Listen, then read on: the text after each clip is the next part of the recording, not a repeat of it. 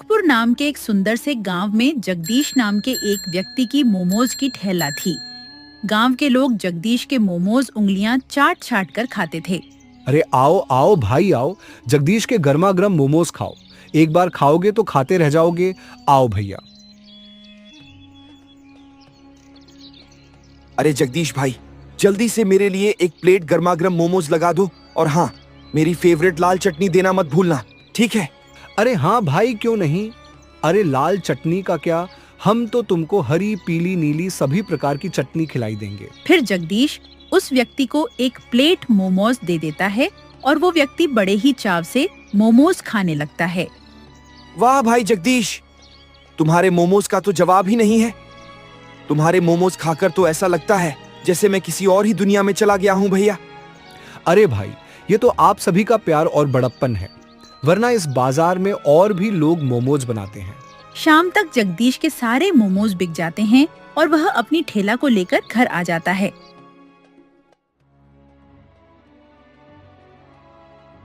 अरे विमला, ये आर्यन कहाँ गया? कहीं नजर नहीं आ रहा है। जगदीश इतना कह ही रहा होता है कि तभी वहाँ आर्यन आ जाता है। लो, शैतान का नाम लिया और शैतान हाजिर। अरे मेरी प्यारी माँ, मेरी इतनी चिंता काहे करती हो? अब मैं कोई छोटा बच्चा थोड़ी हूँ जो तुमसे पूछकर घर से बाहर जाऊं और तुम्हारे कहने पर घर के अंदर आऊं। आर्यन, ये कोई तरीका है अपनी माँ से बात करने का? विमला, ये सब तुम्हारा ही किया धरा है। अगर तुम इसे सर पर ना चढ़ाती तो आज ये ऐसा ना होता। पिताजी, मेरे सभी दोस्तों के पास बाइक है, मुझे भी एक नई बाइक लाकर दो, नहीं तो मैं घर छोड़कर चला जाऊंगा। अरे पिछले महीने ही तो तुझे मोबाइल दिलाया था और अब तुझे बाइक चाहिए? दिन भर बस अपने आवारा दोस्तों के साथ घूमता रहता है। अरे कभी मेरे साथ मेरे काम में हाथ भी बटा लिया कर। क्या मैं उस फुटपाथ पर मोमोज बेचूं? ऐसा मैं हरगिज नहीं करूंगा। और हाँ पिताजी, अगर आप मुझे बाइक नहीं दिलाएंगे ना तो मैं घर छोड़कर चला जाऊंगा। हाँ, निकल जा मेरे घर से। और हाँ, दोबारा इस घर में कदम मत रखना, नहीं तो तुझे पंखे से लटकाकर मारूंगा। जगदीश की यह बात सुनकर आर्यन गुस्से में घर से निकल जाता है। आपको उससे ऐसा नहीं कहना चाहिए था, वो इतनी रात को कहाँ जाएगा? जब रात को फुटपाथ पर सोएगा ना, तब खुद ब खुद अक्ल ठिकाने आ जाएगी विमला। मैं उसकी रग रग से वाकिफ हूं, तुम बिल्कुल भी चिंता मत करो, वो नालायक जल्दी ही घर आ जाएगा। इतनी रात को मैं कहाँ जाऊंगा? अगर कहीं मुझे किसी भूत ने पकड़ लिया तो मेरी तो पैंट गीली हो जाएगी। आर्यन रास्ते से जा ही रहा होता है, तभी एक काले रंग का कुत्ता उसके पीछे पड़ जाता है। अरे मम्मी, कोई बचाओ। अरे बाप रे, अरे ये मेरे पीछे कुत्ता कहाँ से आ गया? अरे कोई मुझे इस कुत्ते से बचाओ, नहीं तो ये मुझे कच्चा चबा जाएगा। फिर भागते भागते आर्यन एक बहुत बड़े गड्ढे में गिर जाता है। अरे यार, अब मैं ये कौन सी नई मुसीबत में फंस गया? अब मुझे इस गड्ढे से कौन निकालेगा? लगता है आज सारी मुसीबत मुझ पर ही आ पड़ी है। फिर आर्यन जोर जोर से मदद की पुकार लगाने लगता है। अरे यह आवाज कहाँ से आ रही है यार? कहीं मेरे कान तो नहीं बज रहे? अरे नहीं नहीं, यहाँ तो कोई है, मुझे पता लगाना होगा।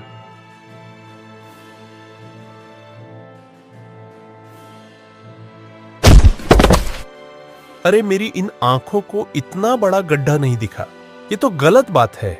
मैं अपनी दोनों आंखों को फोड़ डालूंगा। ये तू कैसी बहकी बहकी बातें कर रहा है बेवड़े? और तुझसे किसने कहा था इस गड्ढे में गिरने को?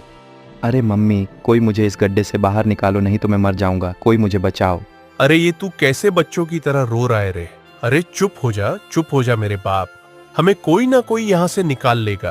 अरे कोई हमें इस गड्ढे से बाहर निकालो, कोई है? रात के समय दरोगा जी अपने घर जा रहे होते हैं कि तभी उनके कान में आर्यन की आवाज टकराती है और वह हवलदार शिंदे से कहते हैं, अरे शिंदे, ये आवाज कहाँ से आ रही है? लगता है कोई मदद के लिए पुकार रहा है। और तभी उन दोनों को एक बड़ा सा गड्ढा दिखाई देता है। साहब जी, ये आवाज शायद उस गड्ढे से आ रही है, हमें उसके पास जाकर देखना चाहिए। अरे दरोगा जी, अच्छा हुआ कि आप यहाँ पर आ गए, कृपा करके हमें इस गड्ढे से बाहर निकालिए। फिर दरोगा उन दोनों को गड्ढे से बाहर निकालता है। तुम दोनों इतनी रात को यहाँ क्या कर रहे थे? और तुम इस गड्ढे में कैसे गिर गए? फिर आर्यन ने दरोगा जी को सारी बात बताई। अच्छा, तो यह बात है। आर्यन, अब तुम अपने घर जाओ। दरोगा जी, मुझे भी अपने घर जाना है, क्या आप मुझे अपने घर पर छोड़ देंगे? आपकी बड़ी मेहरबानी होगी। मैं तुझे घर नहीं सीधे थाने ले जाऊंगा। इतनी रात को शराब पीता है, तेरी मरम्मत तो अब थाने में ही होगी बच्चू। चल। फिर दरोगा उस बेवड़े को पकड़कर थाने ले जाता है। अब इससे पहले कि कोई और मुसीबत आ जाए, मुझे अपने घर चलना चाहिए। अरे यह कुत्ता तो फिर से मेरे पीछे पड़ गया। अरे भागो, अरे कोई बचाओ मुझे इस कुत्ते से। फिर आर्यन भागते भागते अपने घर पहुंच जाता है। माँ, पिताजी जल्दी दरवाजा खोलो, नहीं तो ये कुत्ता मुझे काट लेगा। आर्यन की आवाज सुनकर विमला और जगदीश आते हैं और घर का दरवाजा खोलते हैं। अरे क्या हुआ आर्यन, तू इतना हाफ क्यों रहा है? आखिर बात क्या है? अरे माँ, मेरे पीछे एक काला कुत्ता पड़ गया था, मुझे जल्दी घर के अंदर छुपा लो, नहीं तो वो कुत्ता मुझे काट लेगा। हम तुझे घर के अंदर तभी आने देंगे जब तू मेरे साथ मेरे काम में हाथ बटाएगा। हाँ ठीक है पिताजी, कल से मैं आपके साथ मोमोज की ठेला लगाऊंगा और मैं आपको भी कभी परेशान नहीं करूंगा। आर्यन की बात सुनकर जगदीश बहुत ही ज्यादा खुश हो जाता है। अरे आओ आओ गांववासियों, आओ जल्दी हमारी रेडी के पास आओ, गर्मा गर्म स्वादिष्ट मोमोज खाओ। कुछ ही देर में उनकी रेडी के पास लोगों की भीड़ लग जाती है। अरे भाई, मेरे लिए एक प्लेट मोमोज लगा दो। भाई, मेरे लिए 50 का मोमोज पैक कर दो। अगर आज मोमोज नहीं ले गया तो मेरी बीवी मुझे बहुत मारेगी। अरे भाई रुको रुको, थोड़ा सब्र करो, सभी लोगों को मोमोज मिलेगा। जगदीश की ठेला के कुछ दूर प्रताप नाम के व्यक्ति की मोमोज की ठेला थी। वह जगदीश से बहुत ज्यादा चिढ़ा करता था। प्रताप गांव के सरपंच का आदमी था। पता नहीं यह जगदीश अपने मोमोज में क्या डालता है। जब से इसने यहाँ मोमोज की ठेला लगानी शुरू की है, तब से मेरा एक भी मोमोज नहीं बिका। मुझे इसके बारे में सरपंच जी को बताना होगा, नहीं तो हमारा धंधा ठप हो जाएगा।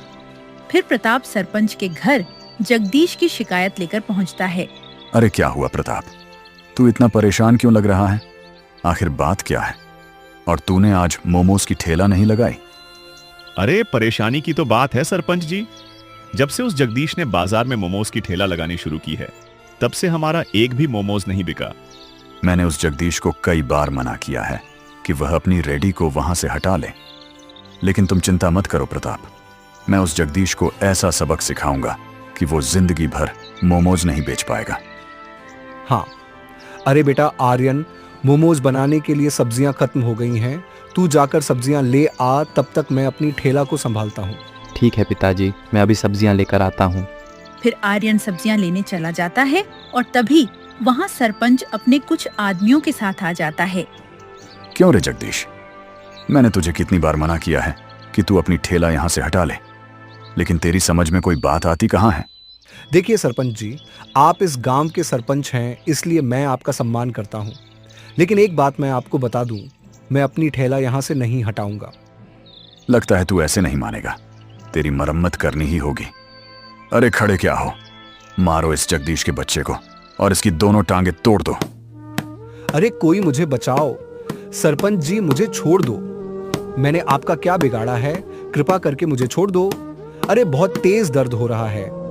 इससे पहले कि यहाँ कोई आ जाए, हमें यहाँ से जल्दी ही निकलना होगा, नहीं तो आफत हो जाएगी। इतना कहकर सरपंच और उसके दोनों आदमी वहाँ से 9-2-11 हो जाते हैं।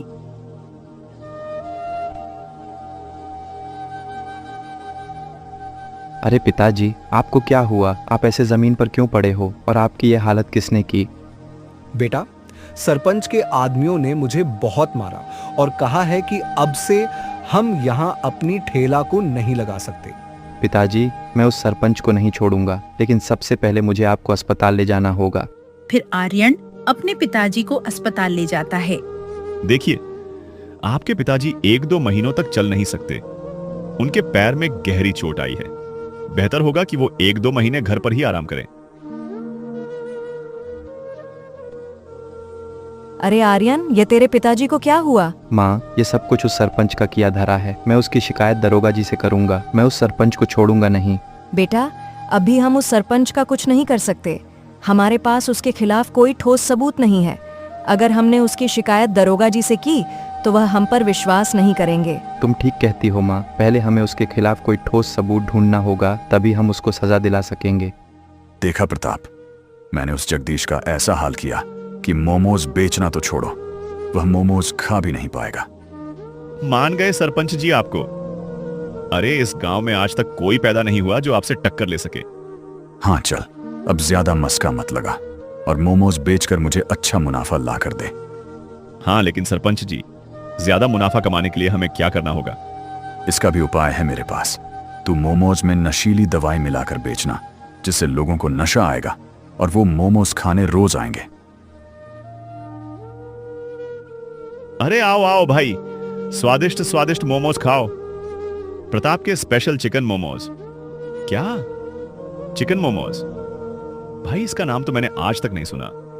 ऐसा करता हूं, एक बार इस प्रताप के चिकन मोमोज खाकर देखता हूं। भाई मेरे लिए एक प्लेट चिकन मोमोज लगा दो, मैं भी तो देखूं तुम्हारे मोमोज में आखिर दम है भी कि नहीं। अरे वाह भाई, तुम्हारे मोमोज तो बहुत ही स्वादिष्ट हैं। ए भाई, इनको खाकर तो मजा ही आ गया भाई। फिर प्रताप उस व्यक्ति को एक प्लेट नशीली दवाई वाले चिकन मोमोज खाने के लिए देता है। अरे वाह भाई, तुम्हारे मोमोज तो बहुत ही स्वादिष्ट हैं। ए भाई, इनको खाकर तो मजा ही आ गया भाई। उस व्यक्ति की यह बात सुनकर आसपास के सभी लोग भी प्रताप की दुकान पर मोमोज खाने आने लगते हैं। शाम तक प्रताप के सारे मोमोज बिक जाते हैं। ये लीजिए सरपंच जी, आज की कमाई। आज तो हमें दुगना मुनाफा हुआ है। हाँ, कैसी लगी मेरी तरकीब? अब तू रोज मोमोज में नशीली दवाई मिलाकर बेचना, जिससे हमारा मुनाफा दुगना से तिगुना हो जाए। ऐसे ही कुछ दिन बीत जाते हैं। प्रताप रोज नशीले मोमोज बेचता रहा और अब तो उसने हद ही पार कर दी। वो मोमोज बनाने के लिए चिकन की जगह कुत्ते का सड़ा मांस इस्तेमाल करने लगा ताकि उसका मुनाफा और अधिक हो सके। फिर एक दिन मेरे पेट में बहुत तेज दर्द हो रहा है। अरे कोई बचाओ, मैं और दर्द सहन नहीं कर सकता। अरे क्या हुआ तुम्हें भैया? अरे भाइयों, जल्दी ही हमें इसे अस्पताल ले जाना होगा, नहीं तो ये यहीं पर अपना दम तोड़ देगा। फिर कुछ लोग उस व्यक्ति को अस्पताल में भर्ती करा देते हैं। धीरे धीरे गांव के अधिकतर लोगों की तबीयत खराब हो जाती है और यह बात आर्यन के कानों तक भी पहुंच जाती है। अरे माँ, तुम्हें पता है गांव के अधिकतर लोग बीमार हो गए हैं। हाँ बेटा, सुना तो मैंने भी है। पता नहीं इस कलयुग में आखिर कब क्या हो जाए। अगर गांव के सभी लोग बीमार हैं तो फिर हमें कुछ क्यों नहीं हुआ? इसके पीछे जरूर कुछ न कुछ गड़बड़ है, मुझे पता लगाना ही होगा। फिर आर्यन बीमार व्यक्तियों की जानकारी लेने गांव के अस्पताल में पहुंच जाता है। डॉक्टर साहब, गांव के सभी लोग अचानक बीमार कैसे हो गए? आप मुझे बता सकते हैं कि आखिर माजरा क्या है? देखिए, गांव के सभी लोगों को फूड पॉइजनिंग हुई है। जरूर गांव वालों ने कुछ उल्टा सीधा खाया है, जिससे उनकी तबीयत खराब हो गई। गांव के अधिकतर लोग प्रताप के पास मोमोज खाने जाया करते थे। कहीं इसके पीछे उस प्रताप का हाथ तो नहीं? मुझे जल्दी पता लगाना होगा। जैसे ही प्रताप रोज की तरह मोमोज में नशीली दवाई और कुत्ते का मांस मिला रहा होता है, तभी आर्यन पीछे से अपने फोन में उसकी वीडियो बना लेता है और जाकर दरोगा जी को बता देता है। दरोगा जी, जल्दी मेरे साथ चलिए। वो प्रताप अपने मोमोज में नशीली दवाई और कुत्ते का मांस मिला रहा है। यह तू क्या कह रहा है आर्यन? और हम तेरी बात पर कैसे विश्वास कर लें? आखिर तेरे पास क्या सबूत है? जब वह मोमोज में नशीली दवाई मिला रहा था, तब मैंने अपने फोन में उसकी वीडियो बना ली थी। फिर आर्यन दरोगा जी को वो वीडियो दिखाता है। अरे ये आर्यन तो सही कह रहा है। हमें जल्द ही इस प्रताप के बच्चे को पकड़ना होगा, नहीं तो यह गांव के सभी लोगों को बीमार कर देगा।